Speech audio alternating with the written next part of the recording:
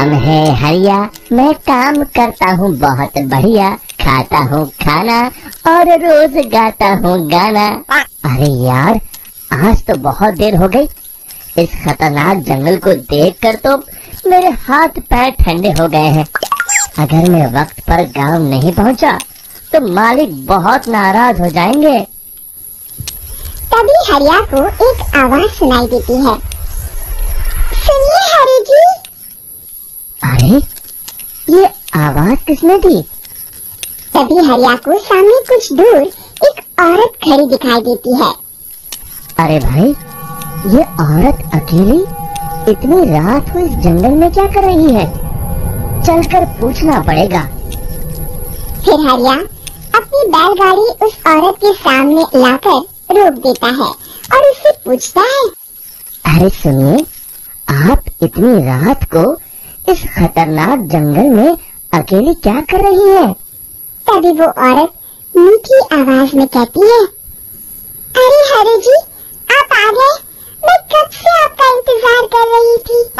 वैसे तो यहाँ से काफी लोग गुजर चुके हैं, लेकिन मैं खास आपका इंतजार कर रही थी। अच्छा, तुम सच कह रही हो? मुझे तो यकीन नहीं हो रहा है। वो क्या है ना, आज तक किसी ने मुझसे इतने प्यार से बात नहीं की। हाँ हरि जी, मैं सच कह रही हूँ। अब देर मत करिए और जल्दी से मुझे मेरे घर तक छोड़ दीजिए। हाँ, कौन सी बड़ी बात है, अभी छोड़ देता हूँ। आप मेरे पीछे बैलगाड़ी में बैठ जाइए और मुझे रास्ता बताते चलिए। फिर वो औरत हरिया की बैलगाड़ी में बैठ जाती है और हरिया बैलगाड़ी हाँकता हुआ आगे चल पड़ता है। फिर उस औरत के बताए हुए रास्ते पर चलते चलते हरिया बैलगाड़ी लेकर एक काली गुफा के आगे आकर रुक जाता है। हरिया उस औरत से पूछता है, हाँ देवी जी, आपका घर कहाँ है? यहाँ पे गुफा के अलावा और कुछ नहीं है? तभी अचानक वो औरत हवा में उड़ने लगती है। देखते ही देखते उसका सुंदर रूप एक डरावनी चुड़ैल में बदल जाता है और वो जोर जोर से हंसती है। अरे तू तो मेरी आसानी से मेरी बातों में आ गया। अरे मर गया रे, ये तो एक चुड़ैल है।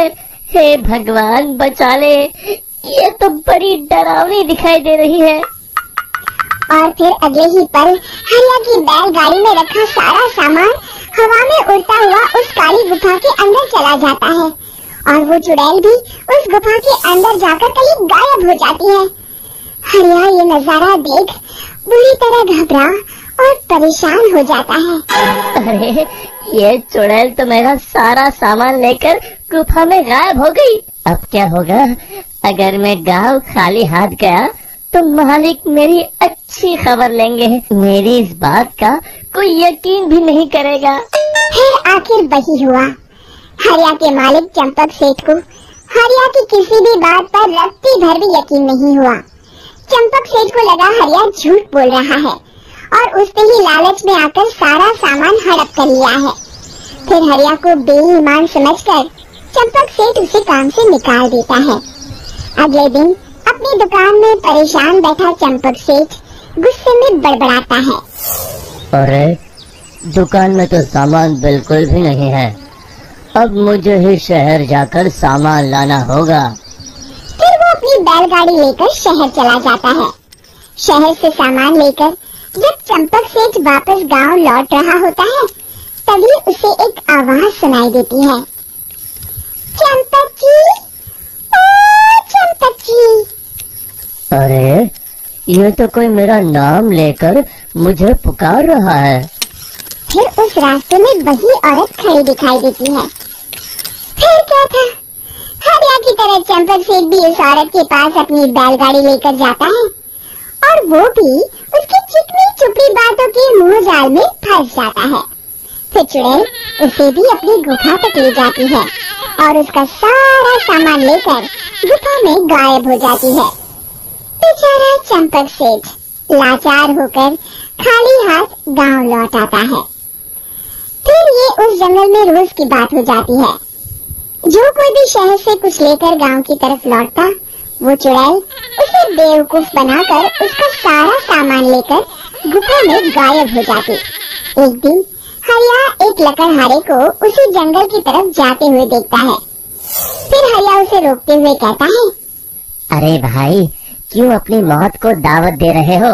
मेरी बात मानो, आगे जंगल में मत जाओ, वहाँ एक बड़ी भयानक चुड़ैल रहती है। लकड़हारा हरिया की बातों को नजरअंदाज करते हुए कहता है, अरे भाई, मुझे पहले ही बहुत देर हो चुकी है, मुझे जाने दो भाई। शाम तक लकड़ियाँ काट कर शहर के बाजार में बेचना है। तुम अपनी ये कहानी किसी फुर्सत में बैठे इंसान को सुनाओ, और मैं तो चला। इतना कहकर लकड़हारा वहाँ से आगे जंगल की तरफ चला जाता है। फिर अगले दिन गांव के मुखिया के घर के बाहर बहुत सारे लोग जमा हो जाते हैं। तभी हाथ में कुल्हाड़ी लिए खड़ा लकड़हारा कहता है, अरे मुखिया जी, अब आप ही हमें बचाइए उस जंगल वाली चुड़ैल से। हमारा सारा काम तो शहर से ही होता है। अरे मुखिया जी, उस चुड़ैल की वजह से तो मैं पूरी तरह बर्बाद हो गया हूँ। हम सबको मिलकर उस चुड़ैल का कोई इलाज करना पड़ेगा। तभी भीड़ में खड़ा बीरा कहता है, आप लोग चिंता मत करिए, कल से वो चुड़ैल किसी को नहीं लूट पाएगी। मेरे पास एक बहुत अच्छी तरकीब है। तभी चंपक सेठ उसका मजाक उड़ाते हुए कहता है, अरे तेरा नाम वीरा है तो क्या हुआ? तूने अभी उस चुड़ैल को देखा नहीं है? जाकर अपना काम कर, बड़ा आया। तब मुखिया जी कहते हैं, नहीं नहीं चंपक सेठ, मुझे लगता है हमें इस लड़के को एक मौका देना चाहिए। फिर सभी गांव वाले मुखिया जी की बातों से सहमत हो जाते हैं और वीरा शाम को एक बैलगाड़ी में कुछ सामान लाद कर उस जंगल की ओर चल देता है। वीरा, ओ वीरा, कहाँ जा रहा है? तभी वीरा मुड़ के देखता है, वही चुड़ैल एक औरत के रूप में खड़ी है। अरे बहन जी, मैं आपको ही ढूंढ रहा था। देखिए, मैं आपके लिए क्या लाया हूँ। अरे वाह, तो खुद मेरे लिए इतना सामान लाया है। तू ही अकेला गाँव में समझदार है। जरा देखो, मैं भी खोल के जैसे ही चुड़ैल उस सामान पर से कपड़ा हटाती है, एक भगवान शिव की तेज रोशनी उसके अंदर मूर्ति से निकलती है और चुड़ैल अपने असली रूप में आकर जलने लगती है।